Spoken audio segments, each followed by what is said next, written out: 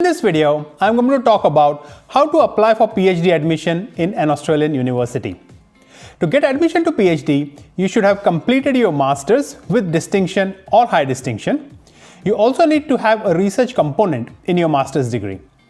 Other option is if you have completed a first class honors, that is a 3 or 4 year bachelor's degree plus 1 year of honors where you undertake research. One common question that comes up with PhD admission is how much is the fees, or can I get a scholarship? On many occasions, most PhD applicants can apply for a scholarship that covers their tuition fee and their living expense.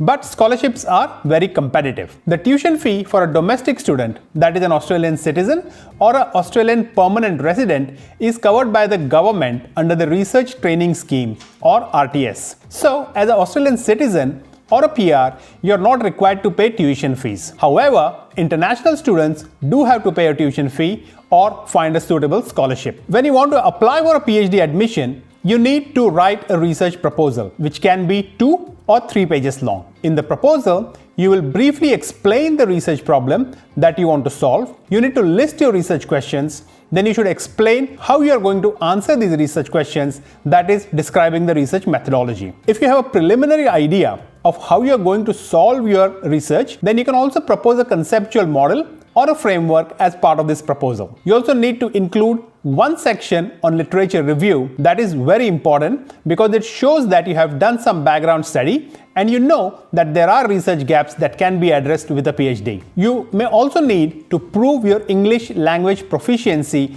by providing a IELTS certificate. This applies to both domestic and international students unless you have done your bachelor's or master's from an Australian university. Typically, 6.5 or above is required for a PhD, and this varies across different disciplines. Disciplines like law and medicine require a very high level of IELTS score. You will also need a certified attested copy of all your transcripts. This should be certified by a Justice of Peace or JP or by a notary or an equivalent person. You may have to identify a potential supervisor who would like to supervise your PhD research.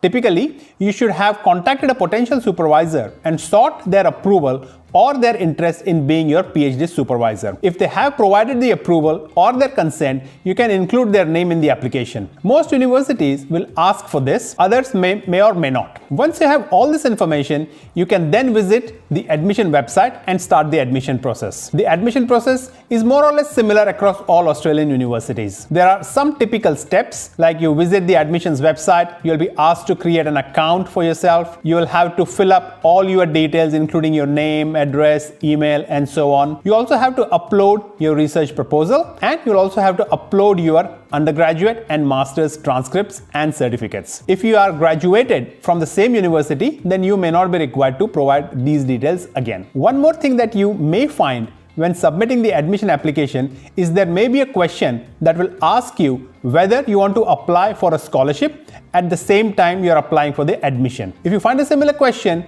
you can select yes or no depending upon your preference.